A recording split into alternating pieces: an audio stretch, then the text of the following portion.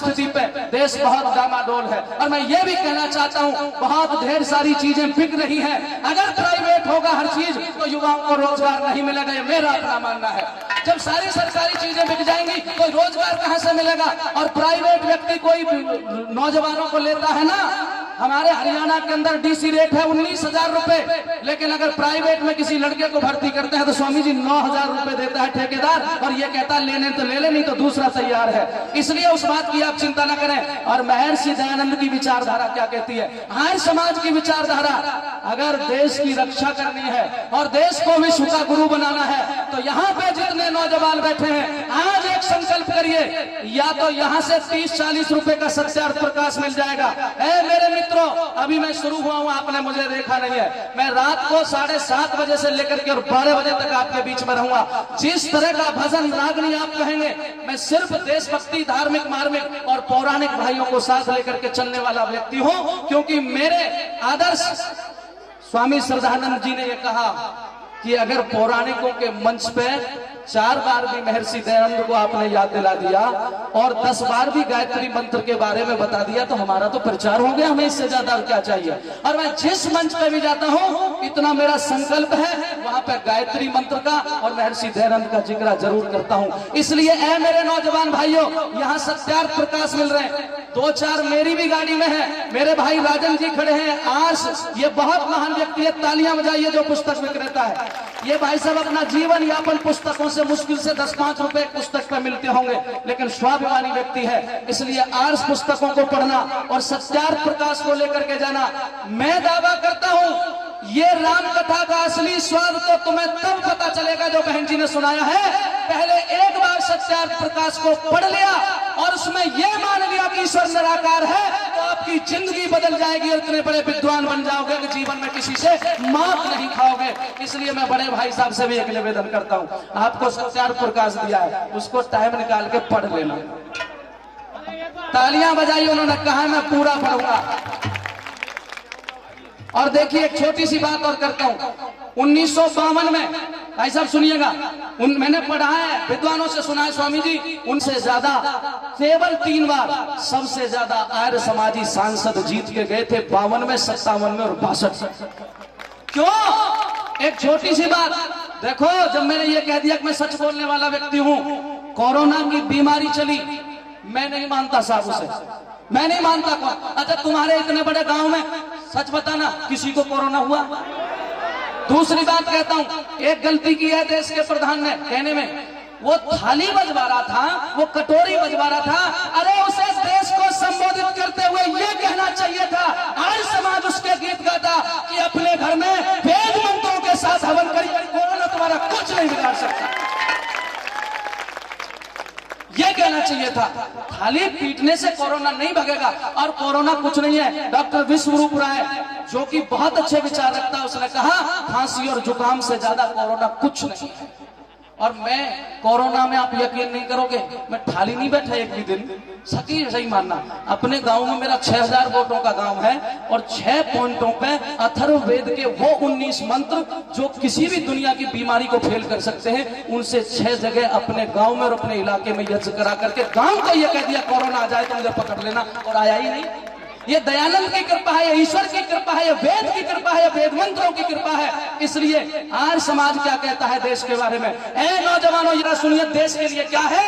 अगर देश को बचाना चाहते हो, अगर देश को बचाना चाहते हो तो बस मेरे इस गीत को सुन लीजिएगा। इस गीत में लगे कि ये भाई ठीक कह रहा है, तो मैं आपकी दौलत का नहीं, इन 2 हाथों की तालियों का भूखा हूं। अगर मिल गई तो बहुत बड़ा सम्मान मिल जाएगा। सुनिएगा, मैं आपके बीच में रखा हूं। रक्षा जो चाहो जवानों, राष्ट्र रक्षा जो चाहो जवानों, कष्ट तुमको उठाने पड़ेंगे। राष्ट्र रक्षा जो चाहो जवानों, कष्ट तुमको उठाने पड़ेंगे। अरे रुक जा, और देखिए वेद क्या कहता है, ऋषि दयानंद क्या कहता है, राज समाज क्या कहता है। अगर आपको लगे 100% सच बोल दिया है तो फिर कंजूसी मत करना। आपके दिल के करीब से अगर ये लाइन गुजरे तो कंजूसी मत करना। तालियों में क्यों? मैंने कहा राष्ट्र रक्षा जो चाहो जवानों, कष्ट तुमको उठाने पड़ेंगे। और क्या करना पड़ेगा? देश पर काबू करके जो बैठे, सबके लिए देश पर काबू करके जो बैठे, वो भ्रष्ट नेता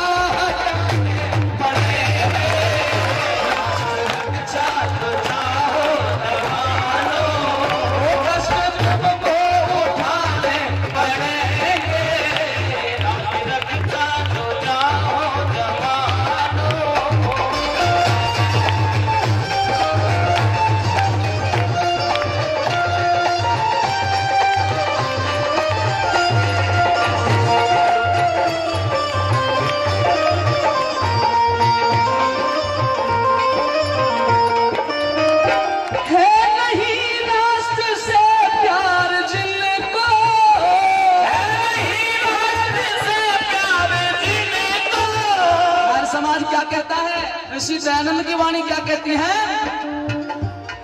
नहीं राष्ट्र से प्यार जिनको, जीने का भी ना अधिकार, जीने का भी ना अधिकार, जीने का भी ना अधिकार उनको। और आगे की लाइन समझ पाओ तो बताना। गोरे बंदर तो पहले भगाए, किसको कहा? अंग्रेज को, साहबा साहब के बेटा जी। गोरे बंदर तो पहले भगाए, अब ये काले भालू भगाने पड़े।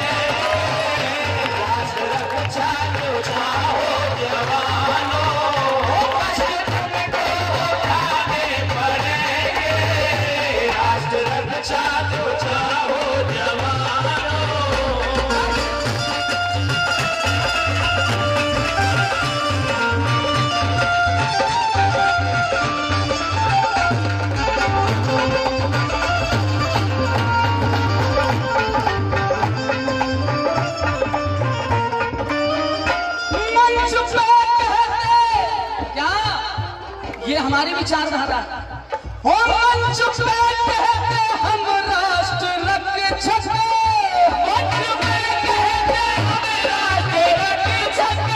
और भाइयों धन्यवाद। भजन समझ में आना है डाडी वाले बाबा? अच्छा देखिए, मैं नाम किसी का, जो भाई मेरा सम्मान कर रहे हैं वो मेरे बहुत आदरणीय, उनका धन्यवाद। लेकिन क्या आगे की लाइन समझना। मंच पे कहते हम राष्ट्र रक्षक, असलियत में यही देशभक्त,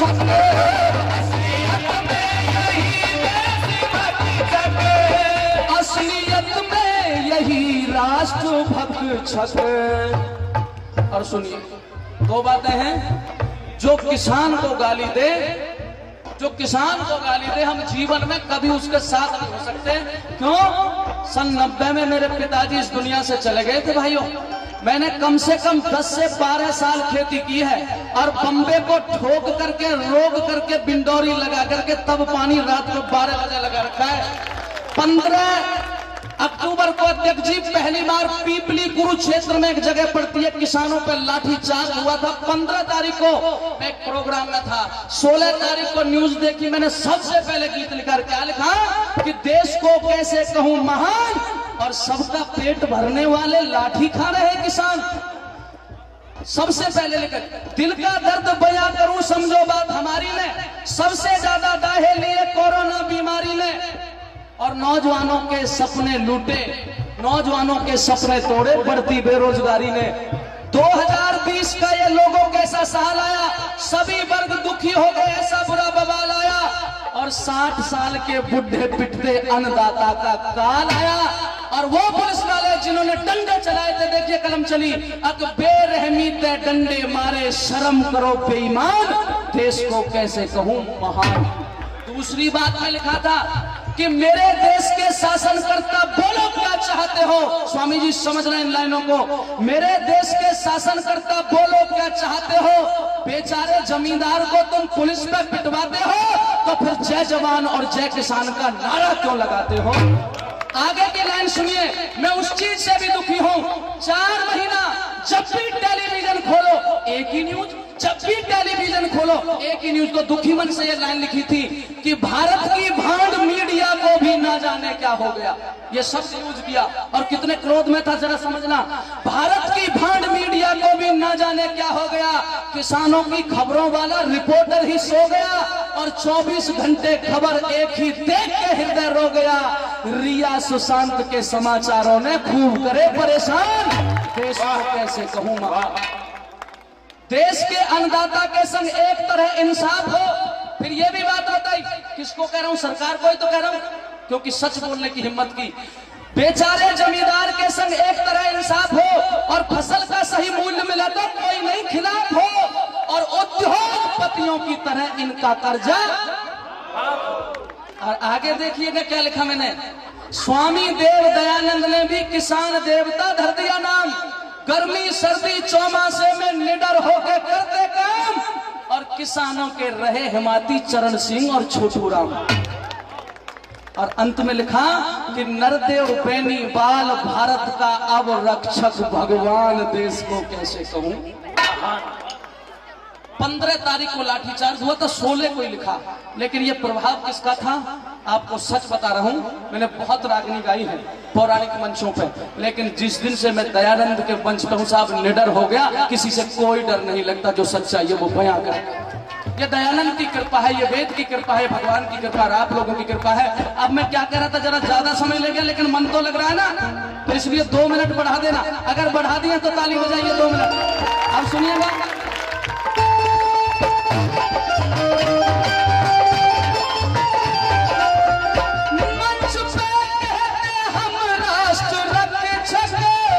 असलियत में यही राष्ट्रभक्त छठे, असलियत में यही राष्ट्रभक्त छठे, वो असलियत में यही राष्ट्रभक्त छठे। तो अब क्या हो इनका। अध्यक्ष जी सुनना, नौजवानों विद्वानों सुनना। राष्ट्र विरोधी लगे इन पे धारा, हो राष्ट्र विरोधी लगे इन पे धारा। आगे की लाइन अच्छी लगे तो आपकी तालियां कंजूसी मत करना, जरा खोलना। राष्ट्र विरोधी लगे इन पे धारा, हम भेजने जेल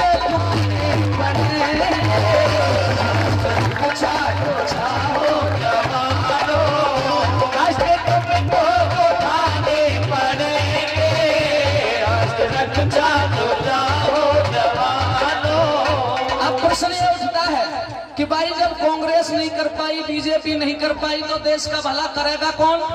प्रश्न ये भी तो उठता है कि देश का भला करेगा कौन। अब मैं आपको बहुत बड़ा समाधान दे रहा हूं और जितने दयानंद के सिपाही यहां बैठे हैं, अगर बात अच्छी हो तो बताना कि देश का भला कौन कर सकता है। उसका एक उपाय दिया आपने, दे दिया, मैं स्वीकार करता हूं, लेकिन पूरा सुन के जाना।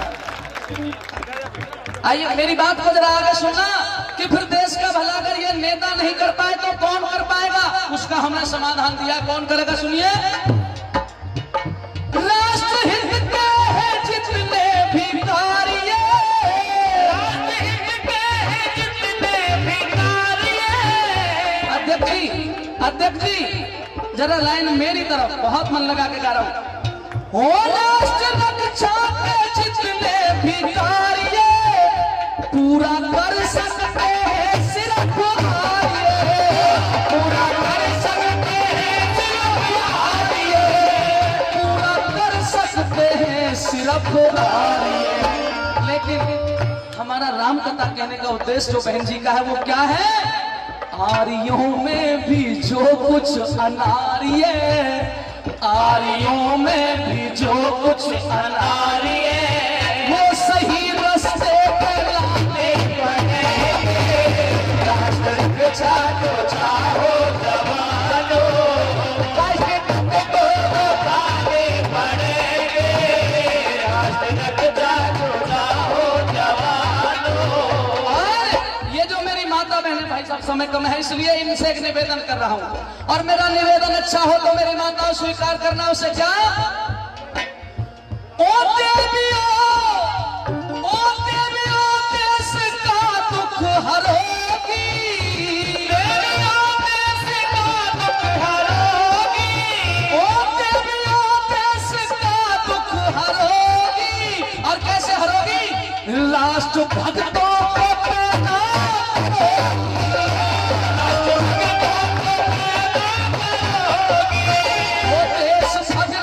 को पैदा करोगी, देश भक्तों को पैदा करोगी। और देखो वो नहीं हो सकते, क्या नाम रखेंगे? चुन्नू मुन्नू रीना मीना टीना हीना। अरे ये नाम है, वैदिक नाम रखो। बाबूजी का क्या नाम था जिनकी तीसरी पुण्यतिथि? मिजाजी लाल। पहले नाम रखते थे रामचंद्र, फकीर चंद्र, अमरचंद्र, फिर 5 के 4 के हो गए नरदेव, सहदेव, फिर 3 के हो गए नरेश, महेश, सुरेश, फिर 2 के रख दिए जो मैं बता रहा था टीना मीना हीना। इनका कोई सेंस ही नहीं निकलता। और हिंदुस्तान अब ऐसी जगह पे चल रहा है कि अगर यही रही और आज समाज के जगाने से नहीं जागे तो एक ही अक्षर बोला करेंगे। आपका नाम अगर सुरेश है तो सह बोलेंगे, समझना है तो समझ ले, लीजिए अपने घर को समझ लिए लोगों के पास। इसलिए देवियों देश का दुख हरोगी, देश भक्तों को पैदा करोगी। और कौन से देश भक्तों को? ऊधम शेखर, वो ऊधम शेखर वैसावर भगत से। ऊधम का मतलब ऊधम सिंह, शेखर का मतलब चंद्रशेखर, वीर सावरकर, और वो किसान पुत्र महर्षि दयानंद का सच्चा शिष्य वीर भगत सिंह, क्रांतिकारी भगत सिंह, जो हंसते हंसते चढ़ गया। ऊधम शेखर वैसावर भगत से, हो लाल तुमको बना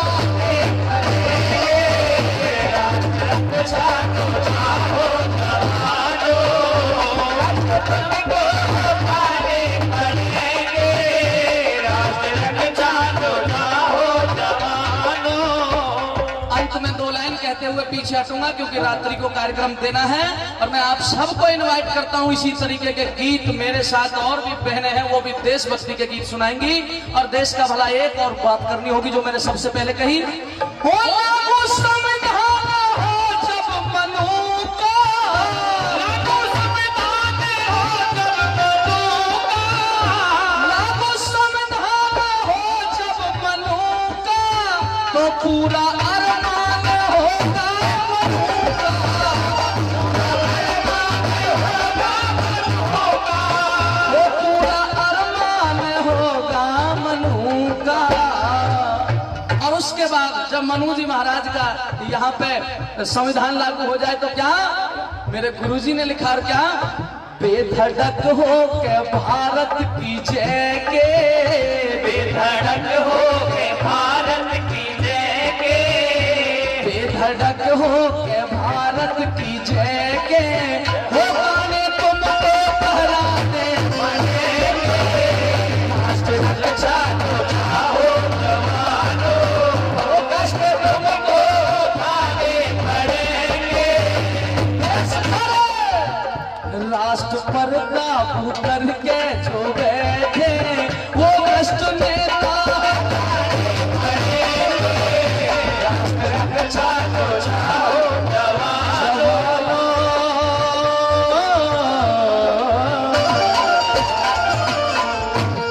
बोलिए भारत माता की। बाकी की पारी रात्रि में माताओं जिन भाइयों ने भी इससे अभी